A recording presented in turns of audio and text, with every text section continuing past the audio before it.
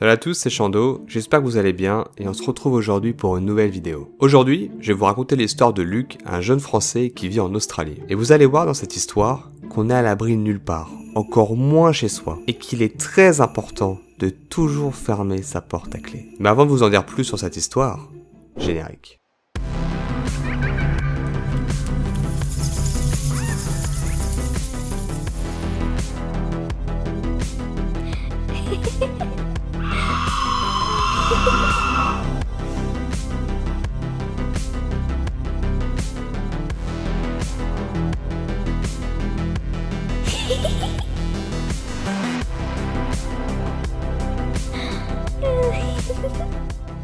L'histoire que Luc nous décrit se déroule donc en Australie, le pays des kangourous, des koalas et de la Gold Coast, et probablement de tous les animaux les plus dangereux qu'on peut trouver sur cette planète. En Australie, c'est simple, que vous soyez dans la mer, sur le sol, dans les airs, il y a absolument tout qui peut vous tuer. Mais dans cette histoire, vous allez voir que c'est pas les crocodiles, les araignées, les serpents le danger. C'est une toute autre chose. Avant de directement raconter l'histoire, je vais vous donner un peu plus de contexte. Luc vit plus précisément à Brisbane, une ville qui se situe dans la région du Queensland au nord-est de l'Australie, tout proche de la Gold Coast. Il vit en Australie depuis mai 2019, et il raconte dans son récit qu'il a rencontré sa copine Mina, seulement un mois après son arrivée en Australie.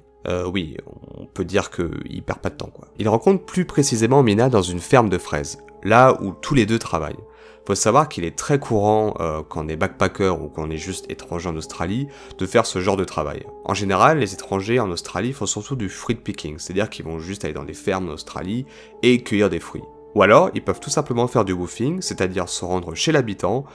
Généralement, ça peut être des fermes ou des personnes âgées. Ils vont directement chez eux, s'occupent de leur maison ou de leur ferme en échange du gîte et du couvert gratuitement. Donc Luc et Mina vont choisir le fruit picking. Luc précise qu'ils ont fait ce travail pendant plusieurs mois jusqu'à que la crise sanitaire se déclare. Et avec le Covid, les frontières se ferment, donc il n'y a plus d'échanges, il n'y a plus de fraises. Il n'y a plus de travail. À ce moment-là, Luc et Mina avaient donc deux possibilités. Soit la première, se séparer et rentrer chacun dans son pays, ou alors rester ensemble et essayer de trouver un autre job, même si ça allait être une galère certaine. Vous l'aurez compris, ils ont décidé la deuxième option de rester ensemble. Ils décident donc de quitter la campagne où ils étaient pour aller en ville en espérant trouver plus d'opportunités, plus de travail, en bref, juste trouver un job. Au bout de quelques semaines seulement, Luc arrive finalement à trouver un travail pour une petite équipe de foot locale. Dans cette histoire, on appellera son employeur Cathy. Cathy lui expliquera qu'il peut travailler pour son équipe de foot, mais qu'à cause du Covid, l'Australie va devoir imposer un confinement obligatoire à tout le monde. Donc même si l'Australie est plutôt épargnée comparée à l'Europe ou aux États-Unis, Luc devra donc se confiner. Cathy lui indique qu'au moment où le Covid sera fini, ou du moins que le confinement sera arrêté ou restreint, l'équipe de foot pourra reprendre ses entraînements et Luc pourra donc enfin commencer à travailler. Mais Luc dira à Cathy que ça va être extrêmement compliqué pour lui. En effet, de pas avoir d'argent pendant aussi longtemps, sachant qu'à cette époque-là, on sait pas du tout combien de temps va durer le Covid.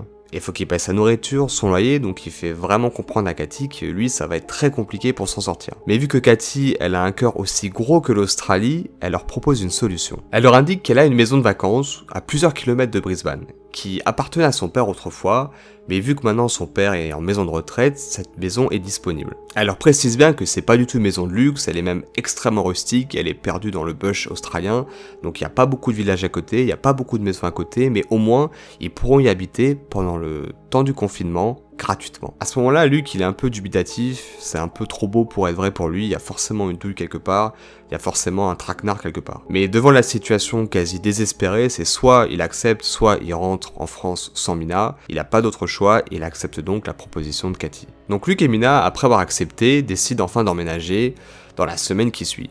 Pendant le confinement, Luc et Mina ont principalement joué à la console, comme Animal Crossing ou alors Splatoon. Malgré que la maison était assez loin de tout, pour pas dire complètement isolée à la campagne, Luc et Mina ont quand même réussi à passer du bon temps dans cette maison. En effet, même si c'est une maison de plein pied et qu'on peut voir facilement ce qui se passe à l'intérieur de l'extérieur, c'est quand même une maison qu'ils ont gratuitement dans un quartier qui semble plus coquet, avec en plus un petit jardin dans lequel ils peuvent profiter. Luc précise juste dans son histoire qu'il avait uniquement un seul voisin qui avait des chevaux et s'occupait donc de ses chevaux, ou alors parfois il allait toquer à la porte de Luc et Mina et aller leur donner juste des légumes ou des fruits gratuitement. Maintenant que le cadre est bien en place, l'histoire peut commencer. 3 ou 4 semaines après leur déménagement, Cathy appelle Luc et lui dit qu'il peut enfin travailler. En effet, les restrictions dues au confinement se sont réduites, l'équipe de foot peut donc commencer à se réentraîner et donc Luc peut enfin commencer à travailler. Luc adore son travail, tout se passe très bien, le seul petit hic, c'est qu'ils sont toujours dans la maison du père de Cathy, qui est à plusieurs kilomètres de Brisbane. Ça fait donc des trajets assez importants pour Luc, il peut pas se rendre facilement chez lui, enfin du moins chez le père de Cathy, soit il doit prendre plusieurs bus, soit il doit prendre le train, soit il doit prendre un taxi. Il précise aussi à ce moment-là que Mina, elle, est toujours à la maison.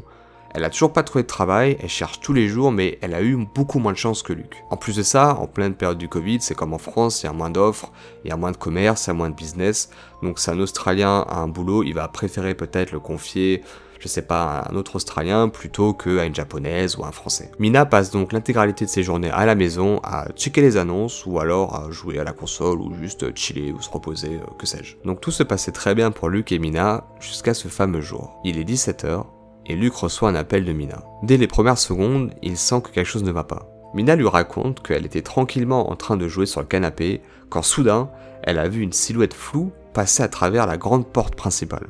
Il précise que leur maison a une grande porte qui donne sur un porche, où on peut voir approximativement ce qui se passe à l'extérieur. Mina, quand elle voit la silhouette, elle se rend rapidement compte que ça peut pas être Lucas. La silhouette est trop petite, trop épaisse, impossible que ce soit Lucas. C'est au moment où elle se lève pour essayer de s'éloigner doucement que la silhouette se met à frapper frénétiquement sur la porte. Mina ne comprend pas ce qui se passe, elle attend absolument personne, elle connaît pas ce type qui est en train de défoncer la porte, en train de la marteler du poing, elle est totalement paniquée. Dans la panique, elle va chercher un endroit où se cacher, pour faire croire à l'homme que personne n'est dans la maison. Elle va donc se cacher dans l'armoire de la chambre. Elle est en train de se blottir entre les vêtements et les cintres de l'armoire en espérant de toutes ses forces que l'homme finisse enfin par lâcher prise. Quand elle se souvient soudainement qu'il y a une deuxième porte à l'arrière de la maison. Et malheureusement, elle ne se souvient plus si cette porte est fermée ou ouverte. Courageuse, elle décide de se précipiter à travers la maison. Puis au cours de sa course, elle aperçoit à travers la baie vitrée l'homme qui lui aussi fait le tour de la maison pour essayer d'accéder à l'arrière de la maison pour voir justement s'il n'y a pas une porte ou du moins une fenêtre ouverte ou une autre entrée. Elle est complètement paniquée mais déjà quasiment au bout de sa course, elle décide de tenter le tout pour le tout. Elle doit fermer cette porte avant que l'homme tente de l'ouvrir. C'est finalement lorsqu'elle appuie sur le loquet qu'elle entend l'individu essayer de pousser la porte. Complètement effrayée, elle retourne se cacher dans cette armoire et c'est alors qu'elle décide enfin d'appeler Luc. Luc va donc entendre toute l'histoire, va lui demander de se calmer, de rester avec lui au téléphone, il prend un taxi, il arrive le plus vite possible. À ce moment-là, Luc commande un Uber et se dirige vers Mina.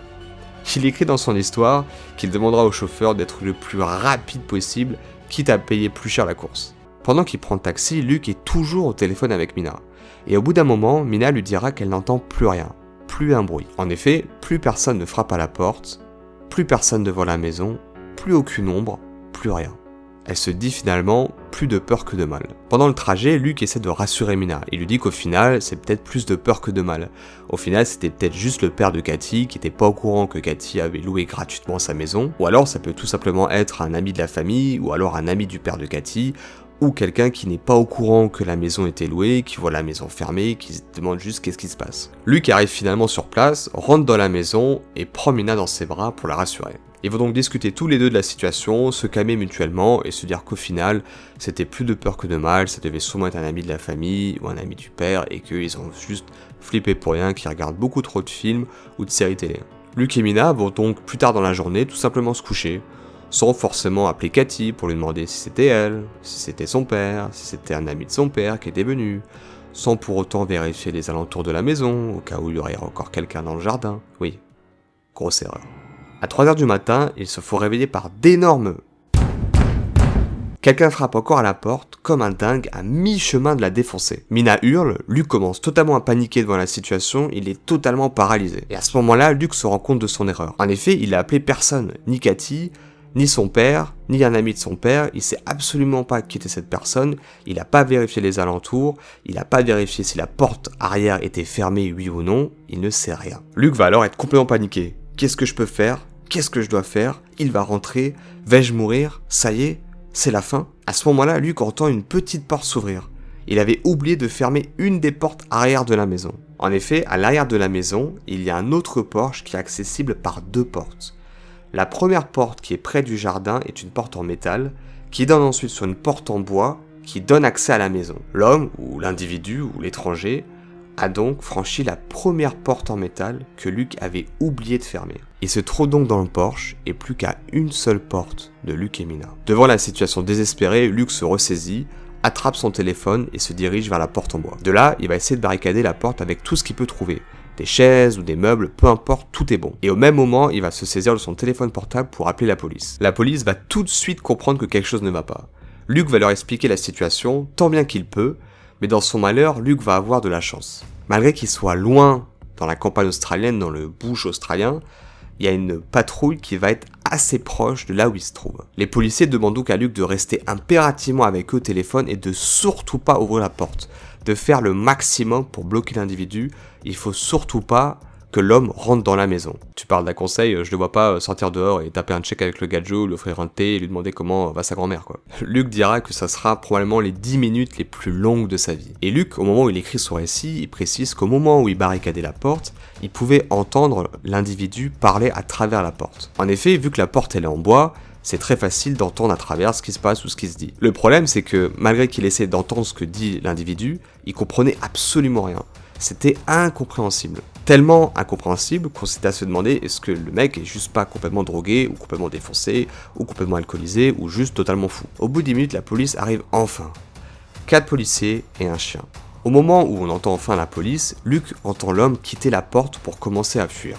Il finit par entendre l'homme gémir et comprend que l'homme vient de se faire arrêter par les 4 policiers et le chien. Son cauchemar est enfin terminé. L'un des policiers est resté avec Luc pour prendre sa déposition. Il dira à Luc qu'à cause du Covid, comme partout dans le monde, beaucoup de personnes sont malheureusement tombées dans la précarité. Donc même si pour l'instant l'individu n'est pas clairement identifié, ça peut très bien être juste quelqu'un de normal qui a agressé par besoin ou par nécessité. Bien sûr, il justifie pas son action en disant que c'est logique parce que à cause du Covid. Il dit juste que malheureusement, le Covid a entraîné ce genre de situation. Donc le policier finit par les rassurer en leur disant que de toute façon il était arrêté, que c'est soit un SDF, soit quelqu'un qui est drogué, ou alors quelqu'un qui est tombé dans la précarité. Il finira aussi par leur dire que ce coin-là est connu pour loger plusieurs centres de désintoxication. Oui, ce qui peut expliquer un peu ce qui vient de se passer. Luc ne racontera pas dans son histoire la suite de l'aventure. On sait pas s'il est toujours en Australie, on sait pas ce qui est devenu de cette personne-là, de l'agresseur, on sait pas ce qui est devenu de Mina, et on sait pas s'ils sont toujours ensemble. Il finira juste son histoire par « Oh toi, l'homme de mes cauchemars, j'espère ne jamais te revoir ». Et c'est ainsi que s'achève cette nouvelle histoire, j'espère qu'elle vous aura plu. Si cette vidéo vous a plu, n'hésitez surtout pas à liker, commenter, partager, vous abonner, c'est extrêmement important pour moi, ça m'aide vraiment beaucoup. Et dans tous les cas, on se retrouve très bientôt pour une nouvelle histoire. C'était Chando, ciao.